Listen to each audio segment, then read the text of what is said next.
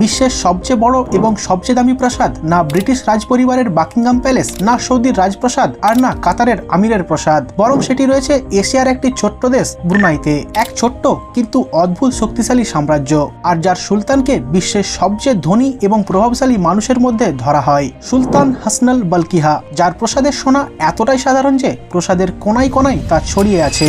দরজা, দেওয়াল, চেয়ার, এমনকি টেবিল সবখানেই ঝলমল করছে অমূল্য সোনা। কিন্তু ব্রুনাই শুধু সম্পদের আরেক নাম নয়, এটি এমন এক সাম্রাজ্য যেখানে প্রতিটি দরজা খুলে দেয় এক একটি রহস্যের দুয়ার, এমন এক জায়গা যেখানে সুলতানের ইচ্ছাই আইন, আর যার হুকুমের সামনে বিশ্বের বড় বড় শক্তিও নীরব হয়ে যায়। ব্রুনাই একটি ছোট্ট দেশ হলেও প্রাকৃতিক সম্পদে ভরপুর, যেখানকার শাসক হাসনাল বলকিহা এমন এক ব্যক্তিত্বের অধিকারী যিনি রহস্য, জাঁকজমক এবং ক্ষমতার জীবন্ত প্রমাণ। এবং 1967 সাল থেকে আজ অবধি তিনি ব্রুনাইয়ের সিংহাসনের একমাত্র মালিক। ফলে রানী এলিজাবেথের মৃত্যুর পর বর্তমানে তিনিই বিশ্বের সবচেয়ে দীর্ঘকাল শাসনরত সম্রাট। এই গল্প শুধু সময়ের নয়, বরং সেই সম্পদেরও যা সাধারণ মানুষ কল্পনাও করতে পারে না। বিভিন্ন আন্তর্জাতিক সূত্রে পাওয়া গেছে হাসনাল বলকিহার ব্যক্তিগত সম্পদের পরিমাণ $30 বিলিয়ন বেশি। তবে এটি শুধুমাত্র একটি অনুমান, তার আসল সম্পদের পরিমাণ ঠিক কত তা আজও কেউ সঠিকভাবে জানে না। এই বিপুল ঐশ্বর্য আর বিলাসবহুল জীবনযাত্রার পেছনে রয়েছে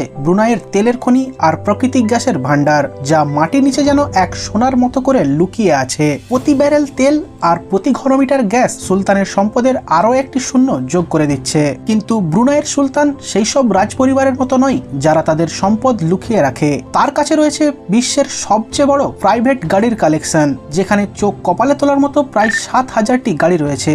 আর এটি কোনো সাধারণ সংগ্রহ নয়, এর মধ্যে রয়েছে 600টি রোলস রয়েস, 450টি ফেরারি আর 3,880টি বেন্টেলে। আর এই কালেকশনের সবচেয়ে নতুন ও অনন্য সংযোগ হলো 24 ক্যারেট সোনার প্রলেপ দেওয়া রোলস রয়েল সিলভার স্পিরিট। আর এটিকেই বিশ্বের গ্রিনিচ ওয়ার্ল্ড রেকর্ডের সবচেয়ে দামি গাড়ি হিসেবে স্বীকৃতি দেওয়া হয়। একটি গাড়ি যা শুধু ঝলমল করে না, বরং সুলতানের বিলাসী রুচির এক ঝলক তুলে ধরে। আর এই লাক্সারি গাড়ি কালেকশনের মোট মূল্য দাঁড়ায় প্রায় $5 বিলিয়ন।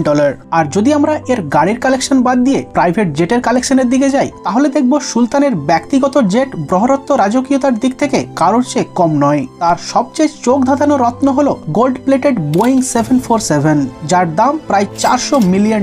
তবে সুলতান এটিকে শুধুমাত্র একটি উড়াজাহাজ হিসেবে দেখে না, এটি তার কাছে আকাশে ভাসমান একটি রাজপ্রাসাদ। এর ভেতরে রয়েছে ক্রিস্টাল পাথরের তৈরি ঝাড়বাতি, গোল্ড প্লেটেড বেসিন, দেওয়াল, এমনকি বিলাসবহুল সজ্জা। আর এগুলির পেছনে আলাদাভাবে খরচ করা হয়েছে $120 মিলিয়ন।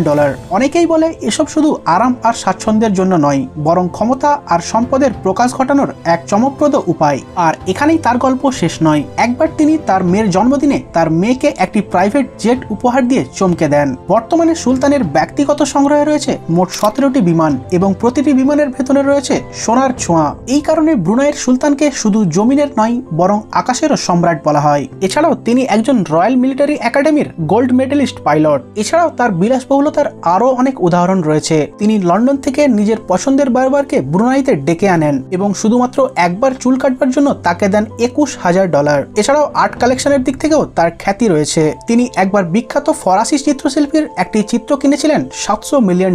খরচের ক্ষেত্রে তিনি এতটাই উদার যে 1996 সালে নিজের 50তম জন্মদিনে এক অনুষ্ঠানে একসাথে উড়িয়ে দেন $300 মিলিয়ন। শুধুমাত্র মাইকেল জ্যাকসনের পারফরমেন্সের জন্যই দেন $175 মিলিয়ন। এছাড়াও সেই সময় গোটা দেশে টানা 2 সপ্তাহ উৎসব পালনের জন্য ছুটি দেন। আর এই বিশেষ জন্মদিন উদযাপনের জন্য শুধুমাত্র একটি নতুন স্টেডিয়াম তৈরি করা হয়েছিল, যেখানে সারা পৃথিবী থেকে আমন্ত্রিত প্রায় 60,000 রাজকীয় অতিথি অংশ নিয়েছিল। কিন্তু চমকে দেওয়া বিষয় হলো, এই জন্মদিন পার্টিতে আগত প্রতিটি রাজকীয় অতিথিকে উপহার হিসেবে দেওয়া হয়েছিল খাঁটি সোনার মেডেল। এবার আসা যাক তার প্রাসাদের কথায়। এই প্রাসাদটি ডিজাইন করেছিল ফিলিপাইন্সের বিখ্যাত স্থপতি লিয়াদ্রো লোকসিন, আর ইন্টেরিয়ার ডিজাইন করেছিলেন কুয়াং চু, যিনি বিখ্যাত বুর্জ আল আরবের হোটেলও ডিজাইন করেছিলেন। আর 1984 সালে এই প্রাসাদ নির্মাণে খরচ হয়েছিল প্রায় $1.5 বিলিয়ন। ঠিক এতটাই পরিমাণ খরচ বুর্জ খলিফা তৈরিতেও হয়েছিল।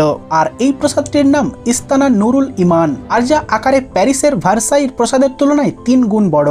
বিস্ময়করভাবে এর ভেতরে রয়েছে 1780টি কক্ষ, 257টি বাথরুম, 5000 অতিথির জন্য একটি বিশাল ডাইনিং হল, এমনকি একটি বিশাল বড় মসজিদ। এছাড়াও রয়েছে 110টি গাড়ির জন্য গ্যারেজ এবং 25টি সুইমিং পুল। আর এর সবচেয়ে অনন্য দিক হলো এই প্রাসাদের এই গম্বুজটি খাঁটি এটি 22 ক্যারেট সোনা দিয়ে তৈরি। প্রাসাদের প্রতিটি কোণা যেন রাজকীয়তা ও বিলাসিতার গল্প বলে। সোনা আর মার্বেলের মেঝে, অলংকৃত দরজা এবং শিল্পময় নকশা করা দেওয়াল, সবকিছুতেই ঐশ্বর্যের ছোঁয়া স্পষ্ট।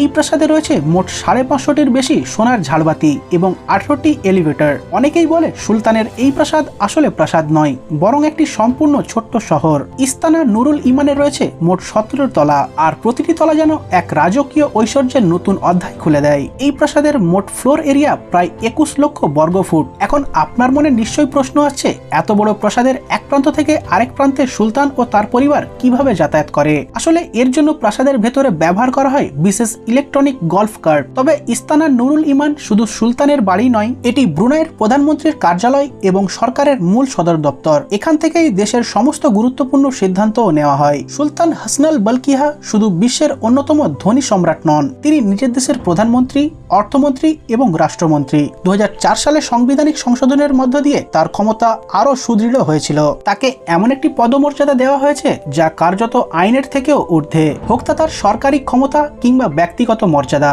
তবে এই দেশ দেখে যদি আপনি মনে করেন যে ব্রুনাই একটি উদারপন্থী দেশ, তাহলে আপনার ধারণাটি একদমই ভুল। সুলতানের শাসনের অন্যতম গুরুত্বপূর্ণ দিক হল শরিয়া আইনের প্রয়োগ। 2019 সালে তিনি তার দেশকে পুরোপুরি ইসলামিক আইনে কার্যকর করেন। এই আইনের অধীনে ব্যভিচার বা হোমোসেক্সুয়ালিটি অভিযোগ প্রমাণিত হলে শাস্তি হলো পাথর ছুঁড়ে মৃত্যুদণ্ড, আর চুরির ক্ষেত্রে রয়েছে তার হাত কেটে ফেলার শাস্তি। কিন্তু এই কঠোর আইন বিশ্বজুড়ে তীব্র সমালোচনার মুখে পড়ে। লন্ডন ও প্যারিসে সুলতানের বিলাসবহুল হোটেলের সামনে বিক্ষোভ দেখা দেয়। ব্রুনাইতে মদ ও শুকরজাত খাবারের উপর যেমন কঠোর নিষেধাজ্ঞা রয়েছে, তেমনি এখানে তামাক সেবনও সম্পূর্ণ বেআইনি। শুধুমাত্র সরকারি মুফতি ফতোয়া জারি করতে পারে এবং সেই ফতোয়ার উপর উপহাস করাও আইনত দণ্ডনীয় অপরাধ। এখানে জুমার নামাজে সব প্রাপ্তবয়স্ক পুরুষকেই উপস্থিত থাকা বাধ্যতামূলক, আর সকল নারীর জন্য ফরজ এমন পোশাক পরা যাতে তার শরীর সম্পূর্ণভাবে ঢাকা থাকে। তবে এই কঠোর আইন কানুনের মাঝেও ব্রুনাইয়ের কিছু দিক বেশ ভালো, যেমন এখানে শিক্ষা ও চিকিৎসা সম্পূর্ণ বিনামূল্যে। এমনকি এখানে